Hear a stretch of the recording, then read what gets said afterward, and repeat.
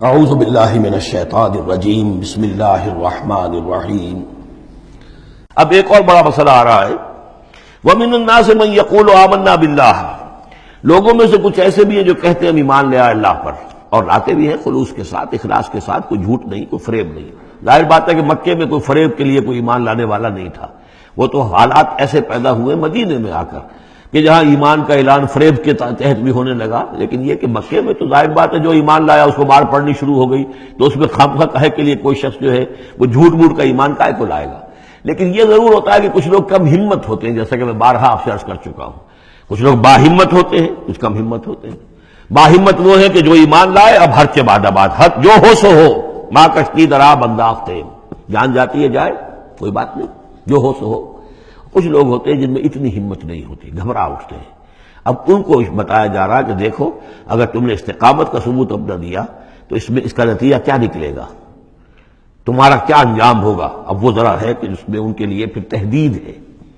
وَمِنَ النَّاسِ، لوگوں میں سے کچھ ایسے بھی ہیں جو کہتے ہیں مَن يَقُولُ آمَنَّا بِاللَّهِ، ہم اللہ پر ایمان لائے، فَإِذَا أُوذِيَ فِي اللَّهِ، جب اللہ کی راہ میں اللہ کی توحید کو ماننے کی وجہ سے ان کو ایذا پہنچائی جاتی ہے، پرسیکیوٹ کیا جاتا ہے، انہیں ٹارچر کیا جاتا ہے، جعل فتنة الناس كعذاب اللہ، تو وہ لوگوں کی طرف سے ڈالی ہوئی فتنے کو، آزمائش کو، یہ ایسے اس سے گھبرا اٹھتے ہیں جیسے اللہ کے عذاب سے گھبرانا چاہیے۔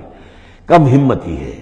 وَلَئِن جَاءَ نَصْرٌ مِّن رَّبِّكَ، اور اے نبی اگر آپ کے رب کی طرف سے مدد آ جائے، صورتحال تبدیل ہو جائے، فتح آپ کو مل جائے، حالات اچھے ہو جائیں، لَيَقُولُنَّ إِنَّا كُنَّا مَعَكُمْ، اس وقت پھر یہ کہیں گے کہ ہم بھی تو آپ کے ساتھ ہی تھے۔ یہ کردار پہلے بھی آ چکا، سورہ بقرہ میں آ چکا، سورہ حج میں آ چکا۔ وَمِنَ النَّاسِ مَن يَعْبُدُ اللَّهَ عَلَىٰ حَرْفٍ فَإِنْ أَصَابَهُ خَيْرٌ اطْمَأَنَّ بِهِ وَإِنْ أَصَابَتْهُ فِتْنَةٌ انقلب عَلَىٰ وَجْهِهِ خَسِرَ الدُّنْيَا وَالْآخِرَةَ۔ وہی کردار پھر یہاں پر آ گیا ہے۔ کوئی کہا کہ ہم ایمان لے آئے، لیکن جب تکلیف آئی، کوئی مصیبت آئی تو ایسے گھبرا گئے جیسے کہ اللہ کے عذاب سے گھبرانا چاہیے۔ لیکن یہ کہ اس کے بعد اگر نصرت آ جائے تو یہ آپ موجود ہوں گے کہ ہم بھی ساتھی تھے آپ کے۔ اَوَلَيْسَ اللَّهُ بِعَالَمَ بِمَا فِي صُدُورِ الْعَالَمِينَ، تو کیا اللہ بخوبی واقف نہیں ہے اس سے کہ جو لوگوں کے جو تمام جہان والوں کے دلوں کے اندر ہے اور جو ان کے سینوں کے اندر مضمر ہے۔ وَلَيَعْلَمَنَّ اللَّهُ الَّذِينَ آمَنُوا وَلَيَعْلَمَنَّ الْمُنَافِقِينَ، اور یقیناً اللہ ظاہر کر کے رہے گا سچے اہل ایمان کو اور ظاہر کر کے رہے گا منافقین کو۔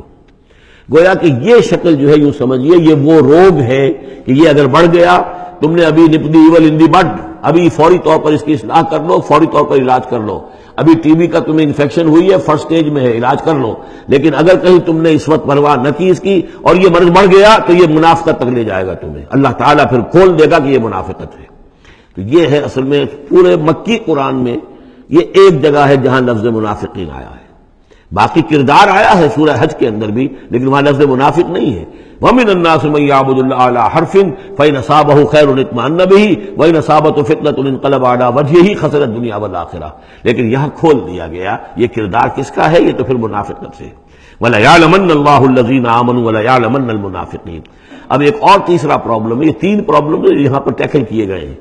وہ نوجوان جن کے والدین ان کے اوپر دباؤ ڈال رہے تھے، یا وہ کم ہمت لوگ جو ان ایذاؤں سے گھبرا رہے تھے، اور تیسرا یہ ہے کہ کچھ بزرگ لوگ بڑے مخلصانہ انداز میں آ کر کہتے ہیں نوجوانوں سے، کہاں اپنے برباد کر رہے ہو، کیریئر برباد کر رہے ہو، اچھی بھلے تعلیم حاصل کر رہے تھے، تم جا رہے تم کس کام میں پڑ گئے ہو، اب تمہاری تعلیم اس درجے کی نہیں رہی ہے، تمہارا کاروبار اچھا جا رہا تھا، کیریئر تھا، تمہارا پروفیشن بہت چمک رہا تھا، اور تم اس کام میں پڑ گئے ہو۔ دیکھو یہ تو ایک شخص نے تمہیں ورغلا دیا، دیکھو ہمارے راستے پر چلو، راستہ صحیح یہی ہے، ہم آخر بوڑھے لوگ ہیں، ہمارا تجربہ ہے، ہم نے اپنے بال دھوپ میں سفید نہیں کیے ہیں، ہم تمہیں اپنے تجربے کی وجہ سے کہہ رہے ہیں کہ ہمارے راستے ہی پر چلتے رہو اور کوئی اس کے اندر نقصان نہیں ہوگا، کوئی اللہ کے یہاں پکڑ نہیں ہوگی، اور اچھا اگر اللہ کے یہاں پکڑ ہوئی تو تمہاری طرف سے ہم جواب دہ ہیں، تمہارے گناہوں کا بوجھ ہم اٹھا لیں گے۔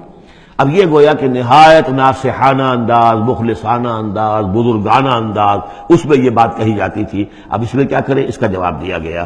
وَقَالَ الَّذِينَ كَفَرُوا لِلَّذِينَ آمَنُوا اتَّبِعُوا سَبِيلَنَا، اور کہتے ہیں یہ کافر ان سے کہ جو ایمان لے آئے، ہمارے ہی راستے کی پیروی کرو، چلے آؤ انہی راستوں پر۔ وَلْنَحْمِلْ خَطَايَاكُمْ، ہم اٹھا لیں گے تمہاری خطاؤں کو، یعنی تمہاری خطاؤں کا بوجھ، تمہارے گناہوں کی سزا ہم بھگت لیں گے۔